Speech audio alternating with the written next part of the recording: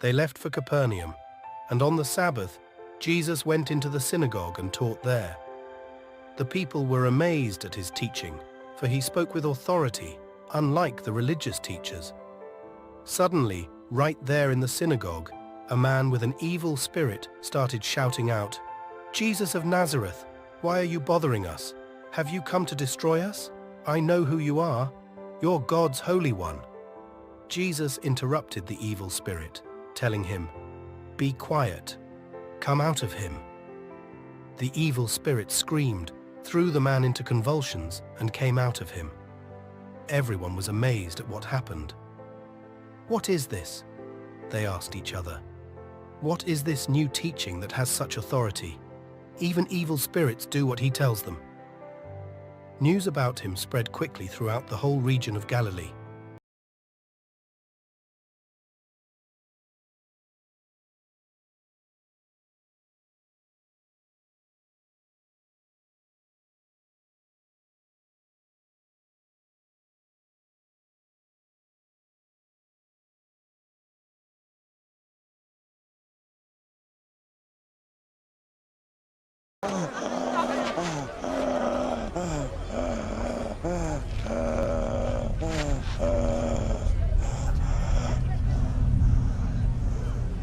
And the teachers of the law who came down from Jerusalem said, "He is possessed by Beelzebul.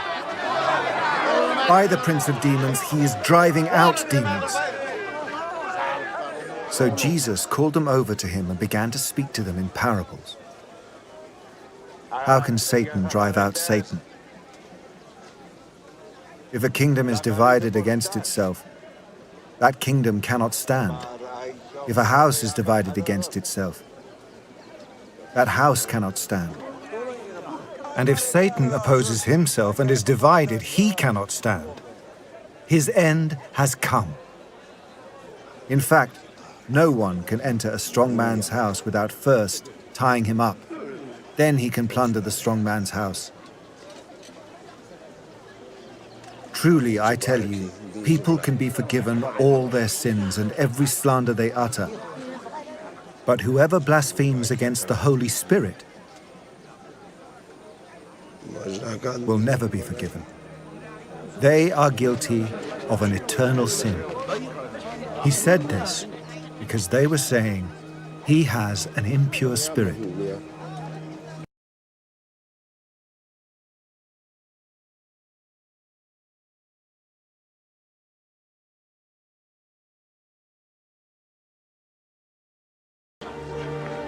Then Jesus' mother and brothers arrived.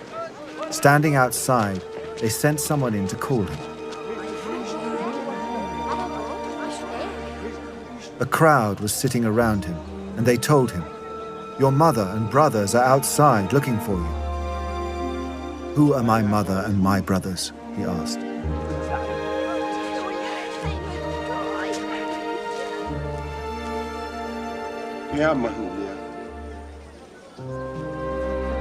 Then he looked at those seated in a circle around him and said, "Here are my mother and my brothers. Whoever does God's will is my brother and sister and mother."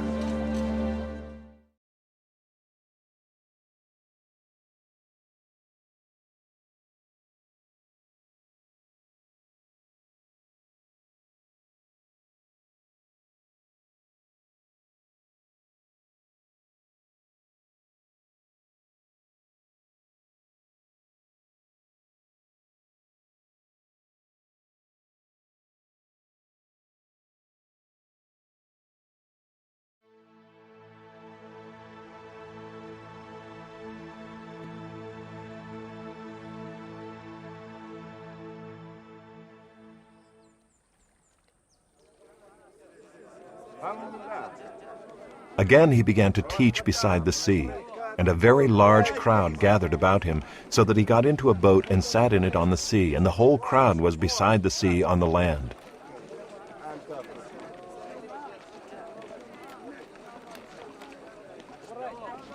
And he was teaching them many things in parables. And in his teaching he said to them, "Listen, behold, a sower went out to sow. And as he sowed, some seed fell along the path, and the birds came and devoured it. Other seed fell on rocky ground, where it did not have much soil, and immediately it sprang up, since it had no depth of soil. And when the sun rose, it was scorched, and since it had no root, it withered away. Other seed fell among thorns, and the thorns grew up and choked it, and it yielded no grain. And other seeds fell into good soil and produced grain, growing up and increasing and yielding 30-fold and 60-fold and 100-fold.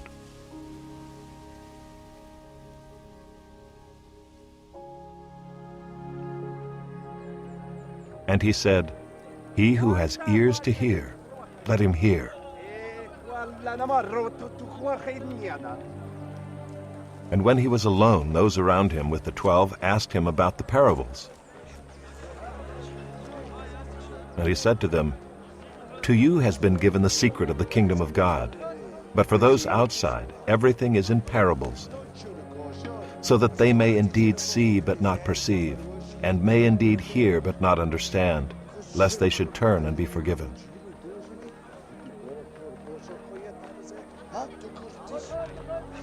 And he said to them, "Do you not understand this parable? How then will you understand all the parables? The sower sows the word, and these are the ones along the path where the word is sown. When they hear, Satan immediately comes and takes away the word that is sown in them.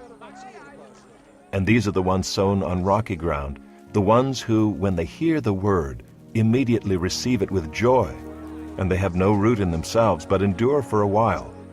Then when tribulation or persecution arises on account of the word, immediately they fall away. And others are the ones sown among thorns. They are those who hear the word, but the cares of the world and the deceitfulness of riches and the desires for other things enter in and choke the word, and it proves unfruitful.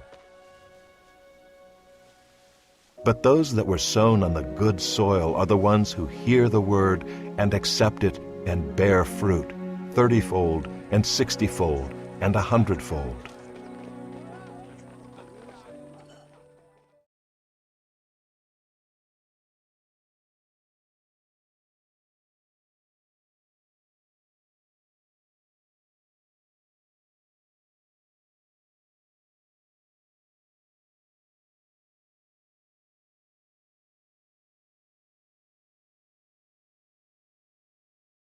And he said to them, "Go into all the world and preach the gospel to every creature. Whoever believes and is baptized will be saved, and whoever disbelieves will be condemned. These signs will follow those who believe. In my name they will drive out demons, they will speak in new tongues. They will take snakes in their hands, and even if they drink something deadly poisonous, it will not harm them. They will lay their hands on the sick, and they will start to feel good."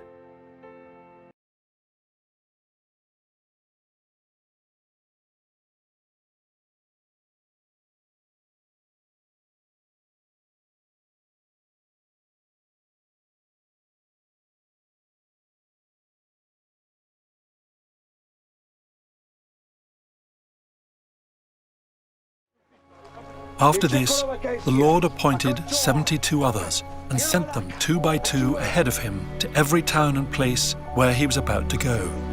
He told them, "The harvest is plentiful, but the workers are few. Ask the Lord of the harvest, therefore, to send out workers into his harvest field. Go, I am sending you out like lambs among wolves. Do not take a purse or bag or sandals, and do not greet anyone on the road. When you enter a house, first say, 'Peace' to this house. If someone who promotes peace is there, your peace will rest on them. If not, it will return to you. Stay there, eating and drinking whatever they give you, for the worker deserves his wages. Do not move around from house to house. When you enter a town and are welcomed, eat what is offered to you. heal the sick who are there, and tell them, the kingdom of God has come near to you.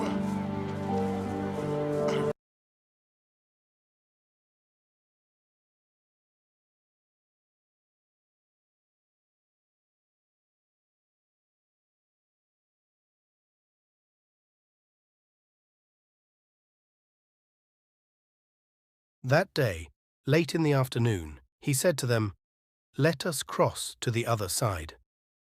They left the crowd and took him as he was in the boat. There were also other boats with him. Then a violent wind arose, and the waves poured into the boat, so that the boat was already filling up. Meanwhile, he was sleeping in the stern, leaning on the headboard. So they wake him up and call to him, "Teacher, do you not care that we are perishing?" Then he arose, rebuked the wind, and commanded the lake, "Be still, be still." The wind calmed down. It became very quiet. But he said to them, "Why are you so fearful? Do you still lack faith?" For they were greatly afraid, and said to one another, "Who is this, that even the wind and the sea obey him?"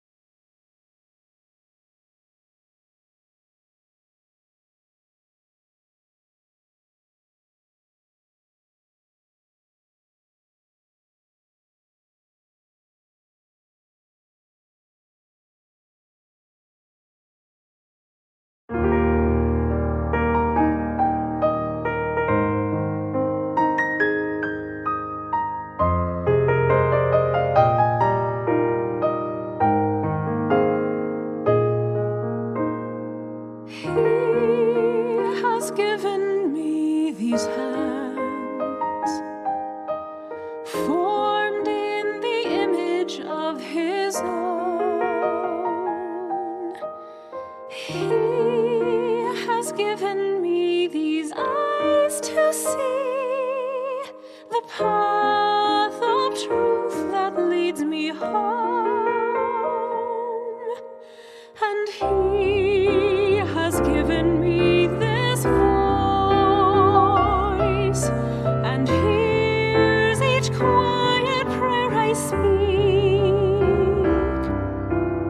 He has given me this heart to feel the unspoken answers that I seek. Created in his image, nurtured in his care, sent to earth to learn the noble heritage I bear.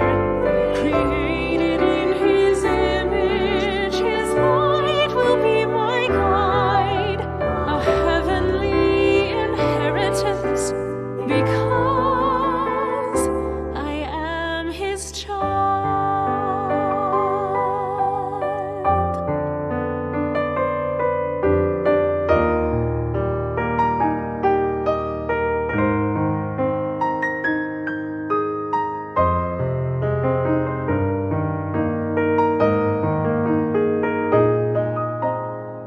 Hands like his to freely give,